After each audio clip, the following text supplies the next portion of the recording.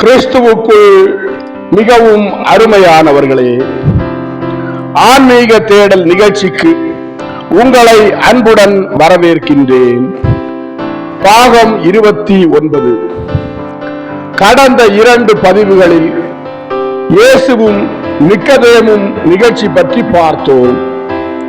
இன்று இயேசுவும் யோவானும் விண்ணகத்திலிருந்து வருபவர் எனும் நிகழ்ச்சிகள் பற்றி பார்க்க இருக்கிறோம். நிகழ்ச்சிக்கு போகலாம். யோவான் நற்செய்தி 3ஆம் அதிகாரம், இறை வார்த்தைகள் 22 முதல் 36 வரை. ஸ்நாபக யோவானின் சீடரான மத்தியாஸ் இயேசுவிடம் வந்து ஸ்நாபக யோவான் சொன்ன வார்த்தைகளை பற்றி பேசத் தொடங்கினார். சில நாட்களுக்கு முன் நாங்கள் ஸ்நாபகருடன் இருந்த சமயம் அவருடைய சீடர்கள் சிலர் அவரிடம், குருவே, யோர்தானின் மறுகரையில் உம்முடன் இருந்தாரே, நீர் சாட்சியம் சொன்னீரே, அவர் இப்பொழுது ஞானஸ்நானம் கொடுக்கிறார், எல்லாரும் அவரிடம் செல்கிறார்கள், உம்மை பின் செல்ல யாரும் இனி இருக்க மாட்டார்கள் என்று சொன்னார்கள். அதற்கு ஸ்நாபகர், இச்செய்தியை கேட்கிற என் காதுகள் பேறு பெற்றவை. நீங்கள் எனக்கு எப்படிப்பட்ட மகிழ்ச்சியை தருகிறீர்கள் என அறிய மாட்டீர்கள். நீங்கள் தெரிந்திருக்க வேண்டும், மோட்சத்திலிருந்து கொடுக்கப்பட்டாலன்றி மனிதனால் எதையும் எடுத்துக்கொள்ள முடியாது. நான் கிறிஸ்து அல்ல, அவருக்கு முன்பாக அவருடைய வழியை ஆயத்தம் செய்ய அனுப்பப்பட்டவனே. நான் என்று கூறினேன் என்பதற்கு நீங்கள் சாட்சி சொல்ல முடியும். நீதிமான் ஒருவன் தனக்கு சொந்தமில்லாத பெயரை தான் அபகரிக்க மாட்டான். ஜனங்கள் அவனிடம், நீரே அம்மனிதன், அதாவது நீரே அப்புனிதர் என்று சொல்லி அவனை புகழ விரும்பினாலும் அவன் என்ன சொல்லுவான்? உண்மையாகவே அது நான் அல்ல, நான் அவருடைய ஊழியன் என்றே சொல்லுவான். அப்போதும் அவன் மகிழ்ச்சியே அடைவான். ஏனென்றால் மக்கள் என்னை அவர் என்று தவறாய் நினைப்பதால் நான் ஓரளவு அவரை போல் இருக்க வேண்டும் என்று நினைக்கிறான். நேசிக்கிற ஒருவனுக்கு தான் நேசிக்கிறவரை போல் இருக்க வேண்டும் என்பதை தவிர வேறு என்ன வேண்டும்? மணவாளனிடம் மணவாளிதான் இன்பம் காண்கிறாள், மாப்பிள்ளை தோழன் அதை அடைய மாட்டான். காரணம், அது ஒழுக்கக்கேடும் திருட்டுமாகும்.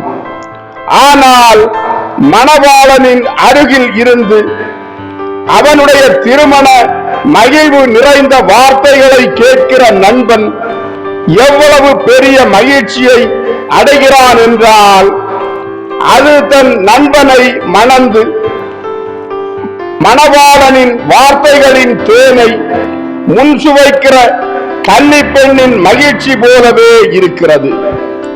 அதுவே என்னுடைய மகிழ்ச்சி. அது முழுமையாயிற்று.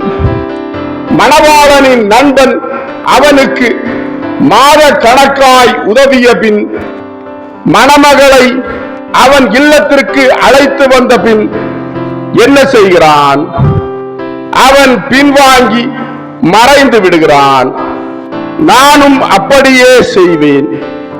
ஒருவர் மாத்திரமே இருக்கிறார், மணவாளர் மணவாட்டியோடு, மனிதன் மனுக்குலத்தோடு.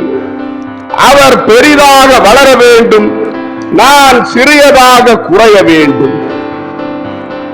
விண்ணிலிருந்து வருகிறவர் மற்றெல்லாரையும் விட மேலானவர். பிதாக்களும் தீர்க்க தரிசிகளும் அவருடைய வருகையில் மறைந்து விடுகின்றனர். ஏனென்றால் அவர் எல்லாவற்றையும் ஒளிர்விக்கிற சூரியனை போல் இருக்கிறார்.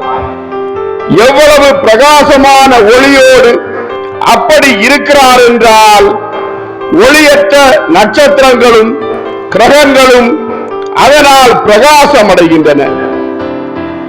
தங்கள் ஒளி அணைக்கப்படாத நட்சத்திரங்களை இந்த மிக பிரகாசமான ஒளி மிஞ்சிவிடுகிறது. இது ஏனென்றால் அவர் மோட்சத்திலிருந்து வருகிறார். பிதாக்களும் தீர்க்க தரிசிகளும் மோட்சத்திற்கு போவார்களே தவிர அவர்கள் மோட்சத்திலிருந்து வரவில்லை. மோட்சத்திலிருந்து வருகிறவர் மற்றெல்லாரையும் விட மேலானவர். அவர் தாம் கண்டதையும் கேட்டதையும் எடுத்துரைக்கிறார். மோட்சத்தை குறியாக கொள்ளாதவர்கள் கடவுளை மறுக்கிறார்கள். யாரும் அவருடைய சாட்சியத்தை ஏற்க முடியாது. மோட்சத்திலிருந்து இறங்கி வந்தவருடைய சாட்சியத்தை ஏற்றுக்கொள்கிறவன் கடவுள் உண்மையாகவே இருப்பவர், அது உண்மையற்ற கதை அல்ல என்பதை தன் விசுவாசத்தால் முத்திரையிடுகிறான். அவன் சத்தியத்தை காண்கிறான். ஏனென்றால் அவனுடைய ஆத்துமம் அதை தாகமாய் தேடுகிறது. ஏனென்றால் கடவுளால் அனுப்பப்பட்டவர் கடவுளுடைய வார்த்தைகளை பேசுகிறார். காரணம், கடவுள் ஆவியானவரை வரையில்லாமல் அவருக்கு அளிக்கிறார். ஆவியாரும் இதோ நான் இருக்கிறேன், என்னை எடுத்துக்கொள்ளும், ஏனெனில் உம்முடன் நான் இருக்க ஆசிக்கிறேன், நீரே எங்கள் அன்பின் மகிழ்ச்சியாக இருக்கிறீர் என்கிறார். ஏனென்றால் பிதாவானவர் சுதனை அளவில்லாத விதமாய் நேசிக்கிறார். எல்லாவற்றையும் அவர் கரங்களில் கொடுத்திருக்கிறார். ஆதலால் சுதனில் விசுவாசம் கொள்பவன் நித்திய வாழ்வை கொண்டிருக்கிறான். சுதனை விசுவசிக்க மறுக்கிறவன் வாழ்வை காண மாட்டான். கடவுளின் கோபம் அவனிலும் அவன் மேலும் தங்கும். இவைதான் ஸ்நாபக யோவான் சொன்னவை. அவற்றை உம்மிடம் சொல்லும்படியாக என் ஞாபகத்தில் பதித்துக் கொண்டேன் என்றார். இயேசு மத்தியாசை பார்த்து, இதற்காக உன்னை நான் பாராட்டுகிறேன், நன்றி தெரிவிக்கிறேன். விண்ணிலிருந்து இறங்கி வருகிறவர் இஸ்ராயேலின் இறுதி தீர்க்கதரிசி அல்ல, ஆனால் ஸ்நாபகர் தம் தாயின் உதரத்தில் இருக்கும் போது தெய்வ கொடைகளால் ஆசீர்வதிக்கப்பட்டிருந்ததால் அவர் மோட்சத்திற்கு மிக அருகாமையில் இருக்கிறார் என்றார். மத்தியாஸ் இயேசுவை பார்த்து, ஓ, நீர் எங்களுக்கு சொல்லும். அவர் தம்மை பற்றி பேசும்போது நான் தான் பாவி என்கிறார்.